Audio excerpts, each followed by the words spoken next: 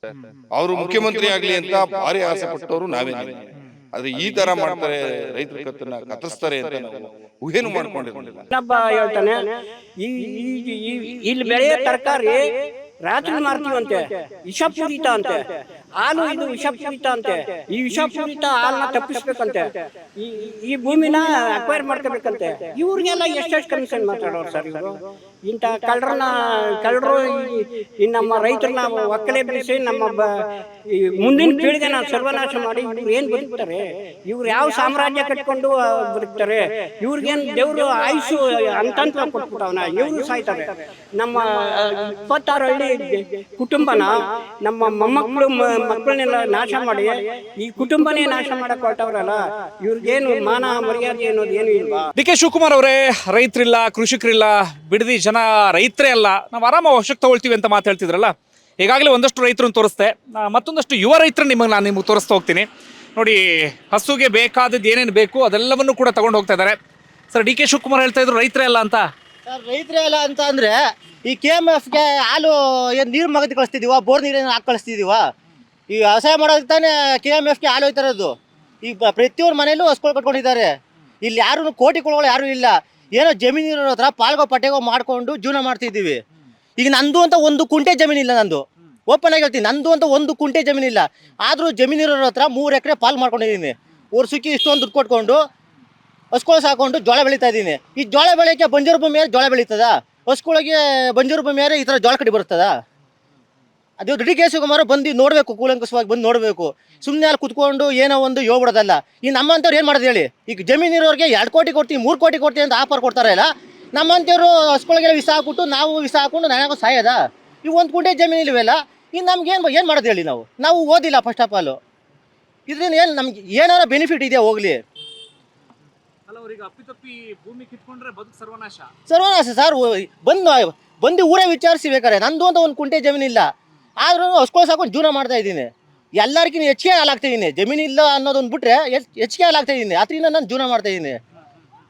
ಹೇಳಿ, ಈಗ ಹಸ್ಗಳೇ ಇಲ್ಲ, ನನ್ನ ಜೀವನನೇ ಹೋಯ್ತಲ್ಲ. ಸುತ್ತಮುತ್ತ ನೋಡಿದಾಗ ಅವ್ರು ಹೇಳ್ತಾ ಇದ್ರು ಏನು ಕೃಷಿ ಭೂಮಿ ಇಲ್ಲ, ಬಂಜರು ಭೂಮಿ ಅಂತ.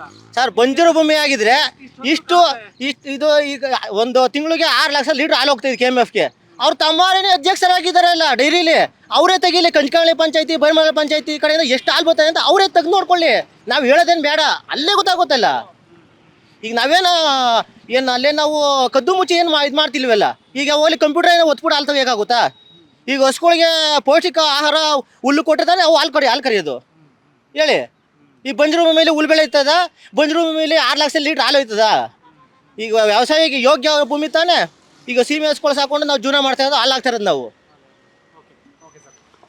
ಹಾಗೆ ಇಲ್ಲೊಬ್ರು ಯುವ ರೈತರಿದ್ದಂಗೆ ಕಾಣಿಸ್ತಾ ಇದ್ದಾರೆ, ಅವ್ರನ್ನು ಮಾತಾಡ್ಸೋಕ್ಕೆ ಪ್ರಯತ್ನ ಪಡ್ತೀನಿ. ಸರ್, ನಮಸ್ತೆ. ಏನು ಮಾಡ್ತಿರೋದು ನೀವು? ಸರ್, ನಾವು ವ್ಯವಸಾಯ ಓಕೆ. ಹಾಂ, ದಿನ ಕೂಲಿ ಮಾಡೋರು ನಾವು. ಓಕೆ. ಹಾಂ ಹಾಂ ಹಾಂ. ಈಗ ಅಕ್ವೈರ್ ಆಗ್ಬಿಟ್ರೆ ನಾವು ದಿನ ಕೂಲಿ ಮಾಡೋಕ್ಕಾಗಲ್ಲ. ನಿಮ್ದು ಜಮೀನು ಏನಾದ್ರು ರೀತಿ ಹೇಗೆ? ಹಾಂ ಸರ್, ಜಮೀನಿದೆ. ಎಷ್ಟಿದೆ? 1 ಎಕರೆ ಇದೆ. 1 ಎಕರೆ ಇದೆ. ಎಲ್ಲ ರೇಷ್ಮೆ ಹಾಕಿದ್ದೀವಿ, ಹಸ್ಗಳಿವೆ. ವ್ಯವಸಾಯ ಮಾಡೋರು ನಾವು, ದಿನ ಕೂಲಿ ಮಾಡೋರು. ಅಕ್ವೈರ್ ಆಗ್ಬಿಟ್ರೆ ದನಗಳೆಲ್ಲ ಸಾಕಾಗಲ್ಲ. ಡಿ ಕೆ ಶಿವಕುಮಾರ್ ಹೇಳ್ತಾ ಇದ್ರು ಏನೋ ಅಭಿವೃದ್ಧಿ ಮಾಡ್ತೀವಿ ಅಂತ ಹೇಳಿ. ನಿಮ್ಗೆ ಬೇಡ ಅಭಿವೃದ್ಧಿ? ಸರ್, ಅವ್ರೇನು ಮಾಡಲ್ಲ, ಕಳ್ಳನ ಮಕ್ಕಳು ಹೇಳಿ ಸರ್. ಅವರೆಲ್ಲ ಮಾಡಂಗಿದ್ರೆ ಯಾವಾಗ ಇದು ಮಾಡ್ಬೋದಾಗಿತ್ತು. ಅವ್ರೇನಿದ್ರು ಅವ್ರು ನೋಡ್ಕೊಂಡು ಇರ್ತಾರಷ್ಟೇ. ಎಷ್ಟು ನೆಮ್ಮದಿಯಾಗಿ ಬದುಕು ಕಟ್ಕೊಂಡಿದ್ದೀರಿ ಕೃಷಿಲಿ? ಹೆಂಗಿದೆ ಬದುಕು? ನೆಮ್ಮದಿಯಾಗಿದ್ದೀವಿ ಸರ್ ಕೃಷಿಲಿ. ಇವರು ಅಕ್ವೈರ್ ಮಾಡ್ಬಿಟ್ರೆ ನಾವು ಯಾಕೆ ಖುಷಿ? ಏನು ದನಗಳು ಸಾಕಾಗಲ್ಲ, ಏನು ಮಾಡೋಕ್ಕಾಗಲ್ಲ. ಡಿ ಕೆ ಶಿವಕುಮಾರ್ ನೋಡಿದ್ರೆ ಹಬ್ಬ ಅಂದ್ರೆ 20 ಕೃಷಿಕರು ಇರ್ಬೋದು ಅಂತಿದ್ರು. ನೀವು ನೋಡಿದ್ರೆ ನೀವು ಯುವಕರು ಕೃಷಿ ಮಾಡ್ತಾ ಇದ್ದೀರಿ, ನೀವು ಇಷ್ಟು ನೆಮ್ಮದಿಯಾಗಿ ಬದುಕು ಕಟ್ಕೊಂಡಿದ್ದೀರಿ. ನೀವು ಹೇಳ್ತಾರೆ ಇದಕ್ಕಿಂತ ನೆಮ್ಮದಿ ನೆಲ್ಲೂ ಸಿಗೋಕ್ಕೆ ಸಾಧ್ಯ ಇಲ್ಲ ಅಂತ ಹೇಳಿ. ಈಗ ಅಪ್ಪಿ ನಿಮ್ಮ ಭೂಮಿ ಕಿತ್ಕೊಂಡ್ರೆ ನಿಮ್ಮ ಕತೆ ಏನು? ನೀವು ಏನು ಮಾಡಬೇಕು? ಸರ್, ಅದೇ ದೇವ್ರಿಗೆ ಗೊತ್ತಿರಬೇಕು ಏನು ಮಾಡಬೇಕು ಅಂತ ಗೊತ್ತಾಗಲ್ಲ. ನಾವೆಲ್ಲ ಒಂದು ಆಲ್ಮೋಸ್ಟ್ ಬೇಜಾನ್ ಜನ ಯುವಕರೆಲ್ಲ ಇದರಲ್ಲೇ ಇದ್ದೀವಿ ಸರ್, ವ್ಯವಸಾಯದಲ್ಲೇ ಇದ್ದೀವಿ ಆಲ್ಮೋಸ್ಟ್ ಎಲ್ಲರೂ. ಮನೇಲಿ ಒಂದು 10 ಹಸ ಮಾಡ್ಕೊಂಡವ್ರೆ ಎಲ್ಲರೂ. ಎತ್ಕೊಳ್ಳು ಹಸ್ಗಳು ಇವೆ. ಅವ್ರು ಪರಿಹಾರ ಕೊಡ್ತೀವಿ ಅಂತಾರಲ್ಲ, ಅವ್ರ ಪರಿಹಾರ ಅವರೇ ಮಾಡ್ಕೊಳ್ಳಿ ಬಿಡಿ ಸರ್. ನಮ್ಗೇನಕ್ಕೆ ಅವ್ರ ಪರಿಹಾರ? ಚೆನ್ನಾಗಿ ದುಡಿದ್ರೆ ನೀವೇ ಅವ್ರಿಗೆ ಕೊಡುವ. ನಾವೇ ಅವ್ರು ಕೊಡ್ಬೋದು. ಎತ್ತುಗಾಡಿ ರೈಟ್ ಕೇಳಿ ಸರ್. ಎಷ್ಟು ಸರ್ ಇದು? ಇವು ಎತ್ಕೊಳ್ಳಿ 5 ಲಕ್ಷ ಸರ್. ಗಾಡಿನ 50,000 ಸರ್. 5.5 ಲಕ್ಷ ಇಲ್ಲೇ ಇದೆ. ಅದಕ್ಕೆ ರೈಟ್ ಕೇಳಿ ಅಂತಂದ್ರು. ಅವ್ರ ಪ್ರಕಾರ ರೈತರಂದ್ರೆ ಏನು ಏನು ಇಲ್ದಿದ್ದವರು ಆ ಥರ ಯೋಚನೆ ಇದೆ ಅನ್ಸುತ್ತೆ ಅವರಿಗೆ. ಅದಕ್ಕೆ ನಾವು ನಿಮ್ಮನ್ನೇನೋ ಅಭಿವೃದ್ಧಿ ಮಾಡ್ತೀವಿ, ಉದ್ಧಾರ ಮಾಡ್ತೀವಿ ಅಂತ. ಅವ್ರು ಉದ್ಧಾರ ಮಾಡೋದಲ್ಲ, ನೀವು ಅವ್ರನ್ನ ಉದ್ಧಾರ ಮಾಡ್ತೀರಿ. ಅವ್ರನ್ನ ಉದ್ಧಾರ ಮಾಡ್ಬೇಕಷ್ಟೇ. ಓಕೆ. ಹಾ ಸರ್. ಏನ್ ಹೇಳ್ತೀರಿ ಸರ್ ಈಗ? ಹೆಂಗೆ ರೈತರು ಇದಾರ ಇಲ್ಲಿ? ಹೌದು. ಮತ್ ನೋಡಿದ್ರೆ ಅವ್ರು ರೈತರೇ ಇಲ್ಲ ಅಂತೀರ? ಬೇಜಾನ್ ಜನ ಅವ್ರೆ. ಬೇಕಾದಷ್ಟಿದ್ದಾರೆ. ಇಲ್ಲೆಲ್ಲ ಕೃಷಿ ಭೂಮಿ ಇದೆಯಾ? ಕೃಷಿ ಎಲ್ಲ ಮಾಡ್ತಾರೆ ಸುತ್ತಮುತ್ತ? ರೇಷ್ಮೆ, ಓಕೆ. ಹುಲ್ಲು ಇದೆಲ್ಲ ಮಾಡ್ತಾರೆ. ಓಕೆ. ಬಂಧುಗಳೇ ನೋಡಿ, ಇಲ್ಲಿ ಎತ್ತಿನ ಗಾಡಿ ಹೋಗ್ತಾ ಇದೆಯಲ್ಲ, ಅದ್ರ ರೇಟ್ 5 ಲಕ್ಷ, ಗಾಡಿ ರೇಟ್ 50,000. ಅಂದ್ರೆ ರೈತರಂದ್ರೆ ನೀವು ಹೆಂಗೋ ಲೆಕ್ಕ ಹಾಕ್ಬಿಟ್ಟಿದ್ದಾರೆ ತುಂಬಾ ಜನ. ಇಲ್ಲಿ ಏನು ಗತಿ ಇಲ್ದವರು ಆ ಥರ ಯೋಚನೆ ಮಾಡ್ತಾ ಇದ್ದಾರೆ. ಅದ್ಭುತವಾಗಿ ರಾಜನ್ ಥರ ಬದುಕು ಕಟ್ಕೊಂಡಿದ್ದಾರೆ. ಈ ರಾಜರ ಬದುಕನ್ನ ಕಿತ್ಕೊಂಡು ನೀವು ಅವರು ಗುಲಾಮ್ರಾಗಬೇಕು ಅಂದ್ರೆ ಹೆಂಗೆ? ಜೊತೆಗೆ ನೀವು ನೋಡ್ತಾ ಇದ್ರಿ ಎಲ್ಲ ಯುವ ಜನತೆ ಕೃಷಿಯಲ್ಲಿ ಬದುಕನ್ನು ಕಟ್ಕೊಂಡಿದ್ದಾರೆ. ಸಣ್ಣ ಸಣ್ಣ ಯುವಕರು ಕೃಷಿಯಲ್ಲಿ ಬದುಕನ್ನು ಕಟ್ಕೊಂಡಿದ್ದಾರೆ. ಬನ್ನಿ, ಇಷ್ಟೆಲ್ಲ ಇನ್ನೂ ಒಂದಷ್ಟಿದೆ, ತೋರಿಸ್ತಾ ಹೋಗ್ತೀನಿ ಬನ್ನಿ. ಬಂಧುಗಳೇ, ನಾನು ನಿಮಗೆ ಇಲ್ಲಿ ಊರಿಂದ ಒಂದು ವಿಜುವಲ್ಸ್ ತೋರಿಸ್ತೀನಿ ನೋಡಿ. ಎಂಥ ಅದ್ಭುತವಾಗಿದೆ ರೀ. DK ಶಿವಕುಮಾರ್ ಅವರೇ ಕಣ್ಣನ್ನು ಉಜ್ಜಿಕೊಂಡು, ಕಣ್ಣಲ್ಲಿರುವಂಥ ಧೂಳನ್ನು ತೆಗೆದುಕೊಂಡು, ಕಣ್ಣಲ್ಲಿ ಏನಾದರೂ ಪೊರೆ ಬಂದಿದ್ರೆ ಅದಕ್ಕೊಂದು ಆಪರೇಷನ್ ಮಾಡಿಸ್ಕೊಂಡು, ಅದಾದ ಬಳಿಕ ದಯವಿಟ್ಟು ಈ ರಸ್ತೆಯಲ್ಲಿ ಬಂದು DK ಶಿವಕುಮಾರ್ ಅವರೇ ಊರನ್ನು ಕಣ್ಣು ಬಿಟ್ಟು ನೋಡಿ. ಎಂಥ ಅದ್ಭುತವಾದ ಊರು. ನನ್ನ ಊರು ಮಲೆನಾಡು ಭಾಗದ ಆಗುಂಬೆ, ಆದರೆ ನನ್ನ ಊರಿನಿಗಿಂತಲೂ ಕೂಡ ಇದು ನೀವು ಅದ್ಭುತವಾಗಿದೆ. ಅಷ್ಟು ಸ್ವಚ್ಛಂದವಾಗಿ ಕಾಣಿಸ್ತಾ ಇದೆ ನಿಮಗೆ. ಆದರೆ ಇದನ್ನು ಹೋಗಿ ನೀವು ಕೃಷಿಕರಿಲ್ಲ, ಕೃಷಿ ಭೂಮಿ ಇಲ್ಲ ಇಲ್ಲಿ, ಅಥವಾ ಬಂಜರು ಭೂಮಿ, ಕೃಷಿ ಮಾಡ್ತಿಲ್ಲ ಅಂತ ಹೇಳ್ತಾರಲ್ಲ, ಇಲ್ಲೊಬ್ರು ರೈತ ಮಹಿಳೆ ಇದಾರೆ, ಅವ್ರನ್ನ ಮಾತನಾಡ್ಸೋಣ. ಅಮ್ಮ ನಮಸ್ತೆ. ಏನ್ ಮಾಡ್ತಿದ್ದೀರಮ್ಮ? ಏನಿಲ್ಲ, ದನ ಕಟ್ಕೊಂಡಿದೀವಿ, ಜೀವನ ಮಾಡ್ತಾ ಇದೀವಿ, ಕೂಲಿ ಮಾಡಿ ನಾನೇ ಮಾಡಿ ಮಕ್ಳು ಸಾಕ್ತಾ ಇದೀವಿ ಸರ್. ಹೌದಾ? ಎಷ್ಟು ಜನ ಮಕ್ಕಳು ನಿಮಗೆ? ಇಬ್ರು ಮಕ್ಕಳು. ಏನ್ ಮಾಡ್ತಿದಾರ ಅವರು? ಅವ್ರು ಡಿಗ್ರಿ ಓದೋನ್ ಮಗ, ಮಗಳು ಡಿಗ್ರಿ ಮಾಡವಳೆ, ಮದುವೆ ಮಾಡಿದಿರಿ. ಹೆಂಗೆ ಬದುಕು? ಏನ್ ಆದಾಯ ನಿಮ್ಗೆ? ದನಿಂದೇ ಆದಾಯ. ದನ ಕಟ್ಕೊಂಡಿದ್ದೀರಿ ಅಷ್ಟೇ, ಇನ್ನೇನಿಲ್ಲ, ಹೊಲ ಇಲ್ಲ, ಜಮೀನ್ ಇಲ್ಲ, ಏನಿಲ್ಲ. ಜಮೀನೇನು ಇಲ್ಲ? ಏನಿಲ್ಲ ಸರ್, ಅದೇ ಓಕೆ. ಬರೀ ದನಗಳಲ್ಲೇ ಜೀವನ, ಇನ್ನೇನ್ ತರದು ಇಲ್ಲ. ದನಗಳನ್ನೇ ಕಟ್ಕೊಂಡು ಅದರಲ್ಲೇ ತಂದು ಹಾಕೊಂಡು ಮಕ್ಳ ಮದುವೆ ಸೈಡ್ ತೆಗ್ದು ಜಮೀನ್ ಮನೆ ಕಟ್ಟಿ ಎಲ್ಲ ಮಾಡಿದೀವಿ ಸರ್. ಮನೆ ಕಟ್ಟಿದ್ದೀರಾ? ಮನೆನೇ ಕಟ್ಟಿದೀವಿ ಸರ್. Okay okay okay. ಅದ್ರಿಂದ ಮನೆ ಕಟ್ಟಿ. ಹೆಂಗೆ ತಿಂಗಳಿಗೆ ಎಷ್ಟು ಬರುತ್ತೆ ಕೇಳ್ಬೋದಾ? ತಿಂಗಳಿಗಿಲ್ಲ ಅಂದ್ರೆ ಒಂದು 30, 35, 40 ಸಾವಿರ ಬರುತ್ತೆ. 40 ಸಾವಿರ ಬರುತ್ತೆ ತಿಂಗಳಿಗೆ? ನಮ್ಮ ಒಂದು 6-7 ಎಸ್ಗಳಿದೆ ಸರ್. ಒಂದು 7-8 ಎಸ್ಗಳಿದೆ. ಮಗ ಕೆಲ್ಸಕ್ಕೆ ಹೋಗೋದಕ್ಕೆ ಹುಲ್ತಂದೆ ಬಿಟ್ಟೈತೆ, ಬೇರೆ ಏತ್ ಮಾಡ್ಕೊಂಡಿದ್ದೀವಿ. ಇಷ್ಟು ವರ್ಷಗಳಿಂದ ಶ್ರಮ ಹಾಕಿ 20 ವರ್ಷ 15 ವರ್ಷದ ಮೇಲೆ ಸರ್. ಏನಾದ್ರು ಈ ಜಮೀನ್ ಕಿತ್ಕೊಂಡ್ರೆ? ಜಮೀನು ಕಿತ್ಕೊಂಡು ಹೆಂಗೆ ವಾಸ ಮಾಡೋದ ಗೊತ್ತಿಲ್ಲ, ಅದೇ ಕಷ್ಟ, ಅದೇ ಸಮಸ್ಯೆ. ಎಲ್ಲಿ ಹೋಗೋದು, ಏನು ಮಾಡೋದು? ಈಗ ಸ್ವಲ್ಪ ಜಾಸ್ತಿ ಜಮೀನು ಇದ್ದವ್ರಿಗೆ ಪರಿಹಾರ ಸಿಗುತ್ತೆ. ನಮ್ಗೇನಿಲ್ವಲ್ಲ, ಮನೆ ಒಂದೇ ಇರೋದು, ಏನು ಮಾಡೋಕ್ಕಾಯ್ತದೆ ಸರ್? ಹಿಂಗೆ ಮಾಡ್ತಾವ್ರೆ ಇವರು, ಏನು ಮಾಡೋದು? DK ಶಿವಕುಮಾರ್ ತಿನ್ನೋರ್ ತಲೆ ಮೇಲೆ ಕಲ್ಲೆ ತಾಕ್ತಾವ್ರೆ. ಏನು ಮಾಡೋದು ಹೇಳಿ? ಈಗ ಪರಿಹಾರ ಅಂತೂ ಚೂರು ಪೂರ ದುಡ್ಡು ಕೊಟ್ರೆ ಅದು ಎಷ್ಟು ದಿನಕ್ಕೆ ಸಾಕು? ಎಷ್ಟು ದಿನಕ್ಕೆ ಬರ್ತದೆ? 2 ದಿನ ಬರ್ತದೆ, ತಿನ್ಕೋತೀವಿ, ಇರ್ತೀವಪ್ಪ. ಇದನ್ನ ಇದ್ರೆ ಶಾಶ್ವತ ಇದ್ರೆ ಜೀವನ ಮಾಡ್ತೀವಿ. ಈಗ ಒಂದು ಮನೆ ಕಟ್ಟಬೇಕು ಅಂದ್ರೆ ಸುಮ್ಮನೆ ಆಗುತ್ತಾ? ಹೇಳಿ. ಇವಾಗ ಒಂದು ಸೈಡ್ ತೆಗಿಬೇಕು ಅಂದ್ರೆ ಸುಮ್ಮನೆ ಆಯ್ತದ? ಆಗಲ್ಲ ಹೇಳಿ ಸರ್. ಇವಾಗ ಮಾಡೋಕ್ಕಾಗಲ್ಲ, ಮುಂಡಿ ನೋವು, ಕಾಲು ನೋವು, ಕುಂತಿದ್ದೀವಿ. ಇವಾಗ ಎಲ್ಲಿ ಮಾಡೋಕ್ಕಾಗುತ್ತೆ? ಅಲ್ಲ, ಈಗ ಕನಿಷ್ಠ 5 ಎಕರೆ ಇದ್ದವರಿಗಾದ್ರೂ ಹೆಂಗೋ ಜೀವನ ನಡೆದೋಗ್ಬಿಡುತ್ತೆ. ಅವ್ರಿಗೆ ಸ್ವಲ್ಪ ಪರಿಹಾರ ಸಿಗುತ್ತೆ, ಅಥವಾ ಬೆಂಗಳೂರು ಕಡೆ ಹೋಗಿ ಸೈಟ್ ಗಿಟ್ ತಗೊಂಡು ಏನೋ ಮಾಡ್ತಾರೆ. ನಾವೇನ್ ಮಾಡೋದು ಸರ್? ನೀವೇನ್ ಮಾಡ್ಬೇಕು? ನಾವಾಗ ಎಲ್ಲಾರ ಭಿಕ್ಷೆ ಎತ್ಬೇಕಷ್ಟೇ. ಇನ್ನೇನ್ ಮಾಡೋಕ್ಕಾಗುತ್ತೆ ಹೇಳಿ? ಇದನ್ನ ಕೇಳೋರು ಯಾರು ಕೇಳೋರು? DK ಶಿವಕುಮಾರ್ ಕೇಳ್ಬೇಕು. ಇದೆಲ್ಲ ಬಡವ್ರ ಬಗ್ರು ಏನ್ ಮಾಡ್ತಾವ್ರೆ, ಏನು ಎತ್ತ ಅಂತ ಅವ್ರು ಕೇಳ್ಬೇಕಪ್ಪ, ತಿಳ್ಕೊಬೇಕು ಅವರು. ಬಡವ್ರ ತಲೆ ಇದರಿಂದನೇ ಅರ್ಧ ಸುಮಾರು ಜನ ಜೀವನ ಮಾಡ್ತಾ ಇದೆ ಸರ್. ಲಕ್ಷಾನ್ ಕೋಟಿ ಜನ ಜೀವನ ಮಾಡ್ತಾ ಇದೆ. ಲಕ್ಷಾನ್ ಕೋಟಿ ಜನ ಜೀವನ ಮಾಡ್ತಾ ಇದೆ. ಜೀವನ ಮಾಡ್ತಾ ಇದೆ. ಈ DK ಶಿವಕುಮಾರ್ ಅವ್ರಿಗೆ ಇದ್ಯಾವ್ದು ಕಾಣ್ತಿಲ್ಲ, ಇದ್ಯಾವ್ದು ಗೊತ್ತಿಲ್ಲ. ಯಾವ್ದು ಗೊತ್ತಿಲ್ಲ, ಆಯ್ವಾಗ ಕುಂತವ್ರೆ, ಹೆಂಗ ಓಟ್ಗೇರ್ ಗೆಲ್ಸ್ಕೊಂಡು ಗೆದ್ಕೊಂಡು ಕೂತವ್ರೆ. ಇಲ್ಲಿ ಜೀವನ ಮಾಡೋದು ಅವ್ರಿಗೆ ಗೊತ್ತಾಯ್ತಾರ? ಹೇಳ್ರಿ, ಯಾಕೆ ಬಡವ್ರ ತಲೆ ಮೇಲೆ ಕಲಿತಾ ಹಾಕ್ಬೇಕು? ಎಲ್ಲಾನು ಬೇರೆ ಕಡೆ ಮಾಡ್ಕೋಬೇಕಪ್ಪ ಅವರು. ಇದರಿಂದನೇ ದನ ಮೇಯಿಸೋದು, ಹಸುಗಳು ಮೇಯಿಸೋದು, ಇದೇ ಜೀವನ. ಸುಮಾರು 3/4% ಇದೆ ಬೇರೆದಿರಿ. ಒಂದ್ ಸರ್ತಿ DK ಶಿವಕುಮಾರ್ ಇಲ್ಲಿ ಬಂದು ಕಣ್ಣಾಡ್ಸ್ಕೊಂಡು ನೋಡಿದ್ರೆ ಗೊತ್ತಾಗೋದು. ನೋಡಿದ್ರೆ ಅವ್ರು ಬಂದು ತಿರ್ಗಾಡ್ಕೊಂಡು ಹೋಗಿದ್ರೆ ಕಷ್ಟ ಏನೈತೆ, ಸುಖ ಏನೈತೆ ಅಂತ ಅಯ್ಯಪ್ಪನ್ ಗೊತ್ತಾಗಿರೋದು. ಸುಮ್ಮನೆ ಅಯ್ಯೋ ಕುಂತವ್ರಲ್ಲ, ಏನ್ ಗೊತ್ತಾಗುತ್ತೆ ಅವ್ರಿಗೆ? AC ರೂಮಲ್ಲಿ ಕೂತಿಯಾರೆ, AC ರೂಮಲ್ಲಿ AC ಹಾಕೊಂಡು ತಂಡ ಕೂತವ್ರು. ಇಲ್ಲಿ ಮಾಡೋರ್ಗಲ್ವಾ ಗೊತ್ತಾಗಿರೋದು? ಏನೋ ಒಂದೊಂಚೂರು ಪುಡ್ಗಾಸ್ ಕೊಟ್ಬಿಟ್ರು, ಗ್ಯಾಸ್ ಬಿಟ್ರು, ಕೂತವ್ರು ಮಾಡ್ತೀವಿ ಅಂತ. ಇಲ್ಲಿ ಜೀವನ ಏನ್ ಮಾಡೋದು ಸರ್ ಹೇಳಿ? ನೋಡಿ, ಈ ತರ ಕೆಲಸ ಆಗ್ತದೆ. ಇದು ನನ್ನ ಪ್ರಕಾರ ನಿಮ್ಮ ತರದವ್ರು ಬಹಳ ಜನ ಇದಾರೆ ಇಲ್ಲಿ. ಸುಮಾರು ಜನ ಇದ್ದಾರೆ ಸರ್, ಸುಮಾರು ಇದ್ದಾರೆ. ಸುಮಾರು ಇಲ್ಲ ಅಂದ್ರೆ ಒಂದು 7-8 ಲಕ್ಷ ರೂಪಾಯಿ ಜನ ಮೇಲೆ ಐತೆ. ಎಲ್ಲ ಇದೆ, ದನ ಮೇಯಿಸೋದು, ಇದು ಮಾಡೋದು, ಇದೇ ಕೆಲಸ ಇದೆ ಸರ್. ಮತ್ತೆ DK ಶಿವಕುಮಾರ್ ಬರೀ 10 ಜನ ಕೃಷಿ ಮಾಡ್ತಾರಂತಾರಲ್ಲ? 10 ಜನ ಮಾಡ್ಬಿಡ್ತಾರೆ. ಇಲ್ಲೆಲ್ಲ ದೇಶ ಮಾಡೋರು ಗೊತ್ತಾಗಲ್ವಾ? ಈಗ ಊರೆಲ್ಲ ಮನೆಗಳಲ್ಲಿ 20 ಹಸ 30 ಹಸ ಕಟ್ಕೊಂಡು ಜೀವನ ಮಾಡ್ತಾ ಇದ್ದಾರೆ. ಅದರಿಂದನೇ ಕಂಡವ್ರ ಜಮೀನು ಇಲ್ಲಾದ್ರೂ ಗುತ್ತಿಗೆ ಬಗ್ಗೆ ಹಾಕೊಂಡು ಜೀವನ ಮಾಡ್ತಾರೆ. ಈಗ ಅದಕ್ಕೆ ಕಿತ್ಕೊಂಡ್ರೆ ನಾವೆಲ್ಲಿ ಯಾವ ದೇಶ ಹೋಗೋದು? ಇವರು ಕೊಟ್ಬಿಟ್ಟು ಹೇಳಿ. ಈ ತರ ಆಗಿದೆ. ಬಂಧುಗಳೇ, ಇದು ನೋಡಿ, ಇದು ಇನ್ನೊಂದು ಚಿತ್ರಣ ನಿಮಗೆ. ಇಲ್ಲಿ 5 ಎಕರೆ 10 ಎಕರೆ ಇದ್ದವ್ರನ್ನ ಪರಿಸ್ಥಿತಿ ಹೆಂಗೋ ಆಗ್ಬಿಡುತ್ತೆ, ಅವ್ರಿಗೆ ಒಂದು ಹಂತದ ಪರಿಹಾರ ಸಿಗುತ್ತೆ ಅಂತ ಇಟ್ಕೊಳ್ಳಿ. ತಗೊಂಡೋಗಿ ಎಲ್ಲೋ ಹೋಗಿ ಸೈಡ್ ತಗೊಂಡ್ರೋ ಏನೋ ಮಾಡಿ ಬದುಕನ್ನ ಕಟ್ಕೊಳ್ತಾರೆ. ಬಟ್ ಇವರೆಲ್ಲರೂ ಕೂಡ ಭಾರಿ ಜಮೀನಿಲ್ಲ, ಇವರೆಲ್ಲ ಹಸು ಕಟ್ಕೊಂಡಿದ್ದಾರೆ. ಹಸುಲೆ ತಿಂಗಳಿಗೆ 30,000 ರಿಂದ 40,000 ರೂಪಾಯಿ ಆದಾಯ ತೆಗಿತಿದ್ದಾರೆ. ಇಲ್ಲಿವರೆಗೆ ಅದರಲ್ಲೇ ಜೀವನ ಅಂತ ಎಲ್ಲವನ್ನೂ ಕೂಡ ನಡೆಸ್ಕೊಂಡು ಬಂದಿದ್ದಾರೆ. ಇವ್ರಿಗೆ ಏನು ಪರಿಹಾರ ಕೊಡ್ತೀರಿ? ಇವ್ರ ಬದುಕನ್ನು ಹೆಂಗೆ ಕಟ್ಕೊಡ್ತೀರಿ? ಇಂಥವ್ರೆ ನಿಮಗೆ ಊರು ತುಂಬ ಹೋದರೆ ಇಂಥವರೇ ಬಹುತೇಕ ಎಲ್ಲರೂ ಸಿಗೋದು ಇಂಥವ್ರೆ. ಇವರ ಜೀವನನ ಸರಿ ಮಾಡೋದು ಯಾರು? ಅದನ್ನು ಡಿ ಕೆ ಶಿವಕುಮಾರ್ ನೋಡಬೇಕು. ನಾನು ಮತ್ತೆ ಪ್ರತಿ ಊರಿಗೆ ಹೋದಾಗಲೂ ನಾನು ಅದನ್ನೇ ಹೇಳೋದು. ಈ ಬೇರೆ ಬೇರೆ ಊರುಗಳಿಗೆ ಹೋಗ್ತಾ ಇರ್ತೀನಿ, ಇಂಥ ವರದಿಗಳನ್ನು ಮಾಡ್ತಿರ್ತೀನಿ, ಅದು ಎಲ್ಲದರಲ್ಲೂ ಅದನ್ನೇ ಹೇಳೋದು. ರಾಜಕಾರಣಿಗಳು ಕಣ್ಣು ಬಿಟ್ಟು ನೋಡಬೇಕು, ಊರಿಗೆ ಬರಬೇಕು, ಊರಿಗೆ ಗ್ರೌಂಡಿಗೆ ಇಳಿದು ಇವರ ಪರಿಸ್ಥಿತಿ ಏನು ಅಂತ ಅರ್ಥ ಮಾಡ್ಕೊಳ್ಬೇಕು. ನೀವು ಎಲ್ಲೋ ಎ ಸಿ ರೂಮಲ್ಲಿ ಆರಾಮಾಗಿ ಕೂತ್ಕೊಂಡಿರ್ತೀರಿ, ನಿಮಗೆ ಬದುಕು ಗೊತ್ತಾಗಲ್ಲ. ಈಗ ಡಿ ಕೆ ಶಿವಕುಮಾರ್ ಹೇಳ್ತಾರೆ, ನಾನು ಕೃಷಿಕ, ನನ್ನ ತಂದೆನೂ. ನೀವು ಕೃಷಿನ ಬಿಟ್ಟು ಭಾಳ ವರ್ಷಗಳಾಗಿದೆ, ನಿಮಗೆ ಜನರ ವಾಸ್ತವ ಅರ್ಥ ಆಗಲ್ಲ. ಬಂದು ನೋಡಿ, ಆ ನಂತರ ನೀವೇನು ಡಿಸಿಷನ್ ಬೇಕಾದರೂ ತೆಗೆದುಕೊಳ್ಳಿ. ರೈತರು ನಿಮ್ಮ ಜೊತೆ ನಿಂತ್ಕೊಳ್ತಾರೆ.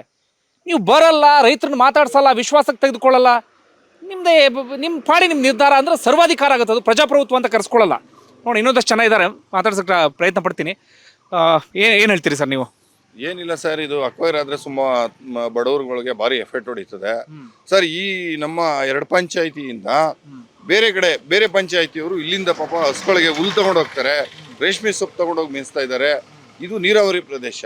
ಬೇರೆ ಪಂಚಾಯಿತಿಗಳಿಗೆಲ್ಲ ನೋಡಿದ್ರೆ ಟಾರ್ಗೆಟ್ ಹಾಕೊಂಡು ನಮ್ದು ಪುಷ್ಪಾವತಿ ನದಿ ಇದೆ, ಆರಾಮಾಗಿದ್ದೀವಿ ಸರ್. ನಾವು ಹಸುಗಳು ಕಟ್ಕೊಂಡು ನೆಮ್ಮದಿಯಾಗಿ ಹಾಲು ಹಾಕೊಂಡು ಜೀವನ ಮಾಡ್ತಾ ಇದೀವಿ. ಆ ಜೀವನನ ಹೊಡಿಬೇಡಿ ಡಿ ಕೆ ಶಿವಕುಮಾರ್ ಅವರೇ, ನಿಮ್ ಕೈ ಮುಗಿದು ಕೇಳ್ಕೊಳ್ತೀವಿ. ನಮ್ಗೆ ಯಾವ ಅಭಿವೃದ್ಧಿನೂ ಬೇಡ, ನಮ್ಗೆ ಇರೋದ್ ಸಾಕು ಸರ್. ನಾವೇ ನೆಮ್ಮದಿಯ ಖುಷಿಯಾಗಿದ್ದೀರಿ ಸರ್. ಏನಿಲ್ಲ ಸರ್, ಯಾವುದು ಇಲ್ಲಿ ಯಾವ ಇದು ಏನು ತೊಂದರೆ ಕೆಡಿಸ್ಕೊಳಂಗಿಲ್ಲ. ನಮ್ಮದು ನೆಮ್ಮದಿಯಾದ ಜೀವನ ಮಾಡ್ತಾ ಇದೀವಿ. ನೋಡಿ ಸರ್, ಫುಲ್ಲು ರೇಷ್ಮೆ ಇದೆ. ಏನು ವ್ಯವಸಾಯ ಮಾಡ್ತಾ ಇದ್ದಾರೆ ಅಂತ ಡಿ ಕೆ ಶಿವಕುಮಾರ್ ಹೇಳ್ತಾರೆ. ಎಲ್ಲ ರೈತರುಗಳು ಅವರವರ ಸ್ವಾಭಿಮಾನಕ್ಕೆ ಅವರು ಬದುಕ್ತಾ ಇದ್ದಾರೆ. ಯಾರನ್ನು ಯಾರ ಕೈ ಕಡೆನೂ ಏನಿಲ್ಲ. ಇವರು ಸುಮ್ಮನೆ ಅಧಿಕಾರ ಕೊಡಿ ಅಂತ ಕೇಳಿದ್ರು, ಪೆನ್ನು ಪೇಪರ್ ಕೊಡಿ ಅಂತ.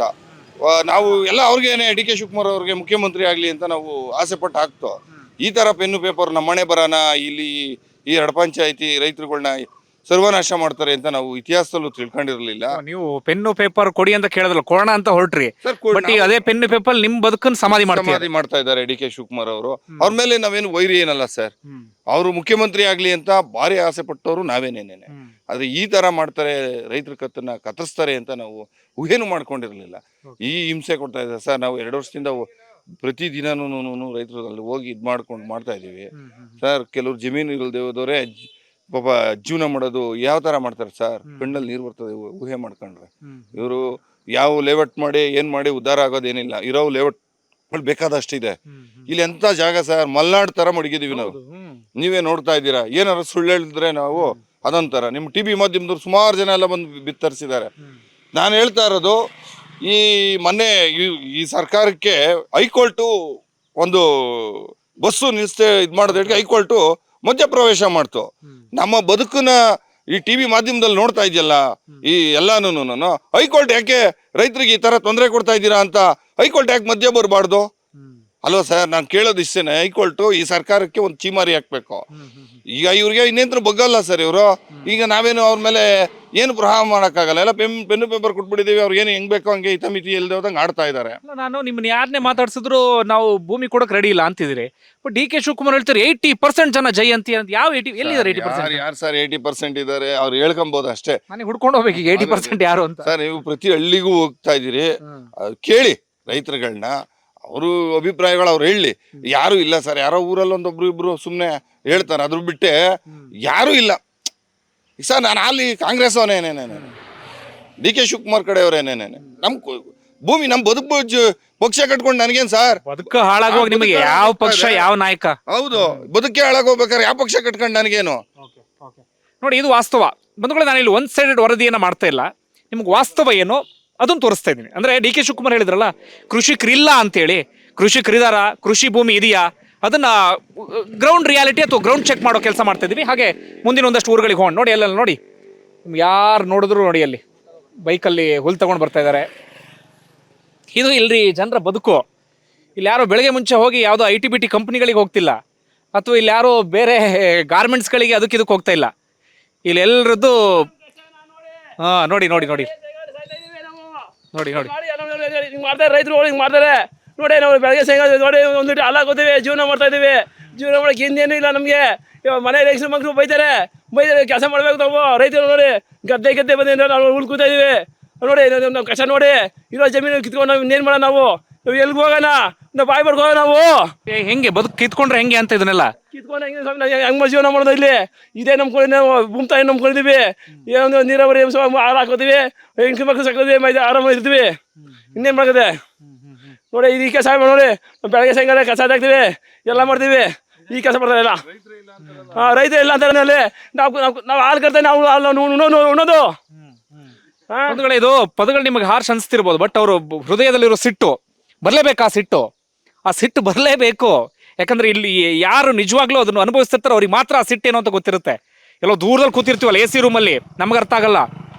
ಮತ್ತೆ ಮಾಧ್ಯಮದವರು ಅಷ್ಟೇ, ನಾವು ಬರೀ ಸ್ಟುಡಿಯೋದಲ್ಲಿ ಕೂತ್ಕೊಂಡು ಏನೋ ವರದಿ ಕೊಡ್ತೀವಿ, ಸ್ಟುಡಿಯೋದಲ್ಲಿ ಕೂತ್ಕೊಂಡು ನಾವು ಹಂಗೆ ಹಿಂಗೆ ಅಂತೀವಿ ಅಂದ್ರೆ ಅದು ಊಹಾತ್ಮಕ ವರದಿ ಅಂತ ಅನ್ಸ್ಕೊಳ್ಳುತ್ತೆ. ನೋಡಿ ಇಲ್ಲಿ ಅಲ್ಲೊಂದು ದೂರದಲ್ಲಿ ನೋಡಿ ನಿಮ್ಗೆ ಕಾಣಿಸ್ತಾ ಇದೆ. ಅಂದರೆ ಇಷ್ಟೇ ಅಲ್ಲ, ಒಳಗಡೆ ಹೋಗೋಣ. ಎಲ್ಲ ನೋಡಿದ್ರೆ ಇದು ಕೃಷಿಕರ ಬದುಕು. DK ಶಿವಕುಮಾರ್ ಪ್ರಕಾರ ಇವ್ರು ಯಾರು ಕೃಷಿಕರಲ್ಲ. ಅವ್ರ ಪ್ರಕಾರ ಇವರೆಲ್ಲ ರಿಯಲ್ ಎಸ್ಟೇಟ್ ಏಜೆಂಟ್ಗಳು ಅನ್ಸುತ್ತೆ ಅವ್ರ ಪ್ರಕಾರ. ಬನ್ನಿ ಮುಂದೆ ಹೋಗೋಣ. ಒಂದು ವೇಳೆ DK ಶಿವಕುಮಾರ್ ಈ ಭಾಗದಲ್ಲಿ ರೈತರೇ ಇಲ್ಲ ಅಂದ್ರು, ನಾವು ಸಾಕಷ್ಟು ಊರುಗಳಿಗೆ ಹೋಗಿದ್ವಿ. ಎಷ್ಟು ಜನ ರೈತರಿದ್ದಾರೆ ಅನ್ನೋದು ನಾನು ಈಗಾಗಲೇ ತೋರಿಸಿದ್ದೇನೆ. ಕಣ್ಣು ಬಿಟ್ಟು ನೋಡಬೇಕಾದವ್ರು ನೋಡ್ಬೇಕು. ಒಂದು ಮತ್ತೊಂದು, ಇಲ್ಲಿ ಬರಡು ಭೂಮಿ, ಕೃಷಿಗೆ ಯೋಗ್ಯವಲ್ಲದಂಥ ಭೂಮಿ ಅಂದ್ರು. ಊರೆಲ್ಲ ಸುತ್ತಾಡ್ಕೊಂಡು ಬಂದ್ವಿ. ಬಹಳ ಅದ್ಭುತವಾಗಿ ತೆಂಗು ಬೆಳೆದಿದ್ದಾರೆ, ಅಡಕೆ ಬೆಳೆದಿದ್ದಾರೆ, ರೇಷ್ಮೆ ಇದೆ, ನಿಮಗೆ ಬೇರೆ ಬೇರೆ ಒಂದಷ್ಟು ತರಕಾರಿ ಬೆಳೆದಿದ್ದಾರೆ. ಬೆಂಗಳೂರಿಗೆ ಹೋಗುವಂಥ ತರಕಾರಿ, ಹಾಲು ಎಲ್ಲವೂ ಕೂಡ ಆ ಭಾಗದಲ್ಲಿ ಸಿಗ್ತಾ ಇದೆ. ಮತ್ತೊಂದು, ರೈತರ ಆಕ್ರೋಶ ಯಾವ ಪರಿಯಾಗಿದೆ ಅದನ್ನು ಕೂಡ ನೋಡಿದ್ವಿ. ಜೊತೆಗೆ ಮತ್ತೊಂದು ನಾವು ಗಮನಿಸಬೇಕಾಗಿದ್ದು, ಇಲ್ಲಿ ನಡೀತಿರುವಂಥ ಹೋರಾಟ ಹೆಚ್ಚು ಕಡಿಮೆ 420 ದಿನಗಳಿಂದ ಈ ಹೋರಾಟ ನಡೀತಾ ಇದೆ. ರಾತ್ರಿ ಹಗಲೆನ್ನದೆ ಕೆಲಸ ಎಲ್ಲವನ್ನೂ ಕೂಡ ಬಿಟ್ಕೊಂಡು ಪ್ರೊಟೆಸ್ಟ್ ಮಾಡ್ತಾ ಇದ್ದಾರೆ. ಈ ರೀತಿ ಹೋರಾಟ ಮಾಡ್ತಿದ್ದಾರೆ ಅಂದರೆ ಕೆಲಸ ಇಲ್ಲದೆ ಹೋರಾಟ ಮಾಡ್ತಿದ್ದಾರೆ ಅಂತಲ್ಲ. ಆ ಹೋರಾಟದ ಹಿಂದೆ ಒಂದು ಕಿಚ್ಚಿದೆ, ಒಂದು ಆಕ್ರೋಶ ಇದೆ. ಒಂದಿಬ್ಬರನ್ನ ಮಾತನಾಡಿಸ್ತೀನಿ. ಈ ಹೋರಾಟ ಯಾವ ರೀತಿ ನಡೀತಿದೆ, ಏನು ಕತೆ ಎನ್ನುವ ರೀತಿಯಲ್ಲಿ. ಸರ್ ನಮಸ್ಕಾರ. ನಿರಂತರವಾಗಿ ಹೋರಾಟವನ್ನು ಮಾಡ್ಕೊಂಡು ಬರ್ತಾ ಇದ್ದೀರಿ. ಇತ್ತೀಚೆಗೆ DK ಶಿವಕುಮಾರ್ ಅವ್ರ ಸ್ಟೇಟ್ಮೆಂಟ್ ಈಗ ನಮಗೆ ಕೇಳೋದು ನಮಗೆ ಸಿಟ್ಟು ಬರ್ತಾ ಇತ್ತು. ಅವರು ಹೇಳ್ತಿದ್ದಂಥ ಶೈಲಿ ಅದು ಯಾವುದಂತ ರೈತರನ್ನು ವಿಶ್ವಾಸಕ್ಕೆ ತೆಗೆದುಕೊಂಡ ರೀತಿಯಲ್ಲಿ ಇರಲಿಲ್ಲ, ಬೇರೆ ರೀತಿಯಲ್ಲಿ ಅನಿಸ್ತಾ ಇತ್ತು. ನಿಮ್ಗೆ ಏನು ಅನಿಸ್ತು ಅದನ್ನೆಲ್ಲ ಕೇಳಿದಾಗ? ಏನಂತೀರಿ ಸ್ವಾಮಿ? ನಮಗೆ ಮೊದಲು 2006ರಲ್ಲಿ ಇದೇ ನಮ್ಮ ಬೈಲ್ಮಾಳ ಹೊಸೂರು ರಾಜಣ್ಣವರು ನಮ್ಮನ್ನು ಕುಮಾರಸ್ವಾಮಿಯವರು ಅಕ್ವೈರ್ ಮಾಡೋರು ಅಂತ ಇದು ಮಾಡಿದ್ರು. ಅವಾಗ ನಮ್ಮನ್ನೆಲ್ಲ ವಿಧಾನಸೌಧಕ್ಕೆ ಕರ್ಕೊಂಡು ಹೋದ್ರು. ಕೃಷ್ಣಕ್ಕೆ 3 ಸಾರಿ ಕರ್ಕೊಂಡು ಹೋದ್ರು. 3 ಸಾರಿ ಕರ್ಕೊಂಡು ಹೋಗಿ ಅಲ್ಲೇ ನಮ್ಮನ್ನೆಲ್ಲನೂ ಅಕ್ವೈರ್ ಬೇಡ ಅಂದ್ಬಿಟ್ಟು ನಾವೆಲ್ಲ ಅಲ್ಲಿ ಸ್ಟ್ರೈಕ್ ಮಾಡಿದ್ವು. ಅವಾಗ ಕುಮಾರಸ್ವಾಮಿಯವರು ಕೈ ಬಿಟ್ಟರು. ಅವಾಗ ಏನು ಮಾಡೋರು ರಾಜಣ್ಣವರು, ಇವರು ಸೇರ್ ಕೇಳೋದಲ್ಲಿ ನಮಗೊಂದು ಸೇರಬೇಕು ಅಂತ ಇದು ಮಾಡಿದ್ರು. H ಡಿ ಲಿಂಗಪ್ಪ ಇವರೆಲ್ಲ ಒಂದು ಸೇರ್ ಕೇಳಿದ್ರು. ಅವರು ಸೇರ್ ಕೊಡಲ್ಲ ಅಂದಮೇಲೆ ಇವರು ಅಕ್ವೈರಿಂದ ಕ್ಯಾನ್ಸಲ್ ಮಾಡಿಸಿದ್ರು. ಅಲ್ಲಿಂದ ಬಂದಮೇಲೆ ಈಗ ನಮ್ಮನ್ನು ಯಾರನ್ನೂ ಹೇಳಲಿಲ್ಲ, ಕೇಳಲಿಲ್ಲ, ಏನೂ ಇಲ್ಲ. ಅಕ್ವೈರ್ ಬೇಕು ಅಂದ್ಬಿಟ್ಟು ಈಗ ಅವ್ರು ಇದಕ್ಕೆ ಹೊಂಟವ್ರೆ. ಈಗೆಲ್ಲ ಅವರು ಸೇರ್ ಕೊಟ್ಟವರಲ್ಲ, ಅವ್ರಿಗೆ ಒಂದು ಸೇರಿದಾರೆ ಅವ್ರು ಇವಾಗ ಅಕ್ವೈರ್ ಇದ್ರೊಳಗೆ. ಗಾಣಕಲ್ ನಟರಾಜ, ರಾಜಣ್ಣ ಅವರೆಲ್ಲ ಒಂದು ಸೇರಿದಾರೆ. ಅವ್ರು ರಾಜಣ್ಣ ಹೆಂಗಸರನ್ನ ಒಂದು ಅಧ್ಯಕ್ಷ ಮಾಡ್ಕೊಂಡಿದ್ದಾರೆ. ಅವರೆಲ್ಲ ಸೇರಿದಾರು. ನಮ್ಮನ್ನು ಅವತ್ತು 2006 ಕರ್ಕೊಂಡು ಹೋದ್ರನ್ನ ಒಬ್ಬರನ್ನೂ ಇವರೇನು ಕಾಂಟ್ಯಾಕ್ಟ್ ಮಾಡಲಿಲ್ಲ, ಏನೂ ಇಲ್ಲ. ಹೋದ್ರು ಇದು ಮಾಡಿದ್ರು, ನಾವು ಸರ್ವೆ ಅಕ್ವೈರ್ ಮಾಡ್ಸೋಕ್ಕೆ ಇದು ಮಾಡ್ತೀವಿ ಅಂದ್ಬಿಟ್ಟು ನಾವು ಹಗಲು ರಾತ್ರಿ ಇನ್ನೇನು 16 ತಿಂಗಳಿಂದನೂ ಇಲ್ಲಿ ಇದು ಮಾಡ್ತಾಯಿದ್ದೀವಿ ರೀ. ನಮ್ಮನ್ನು ಈಗ ಇದ್ರದ್ದು DC ಬರಲಿ ಇಲ್ಲ MLA ಯಾರು ಬಂದು ನಮ್ಮನ್ನ ಯಾರು ಕಾಂಟ್ಯಾಕ್ಟ್ ಮಾಡಲ್ಲ ಸರ್. ನಾವು ಏನೇ ಆದ್ರೂ ನಮ್ಮ ಪ್ರಾಣ ಕೊಡ್ತೀವಿ, ಅದು ಭೂಮಿ ಬಿಟ್ಕೊಡ್ತಾ ಇಲ್ಲ.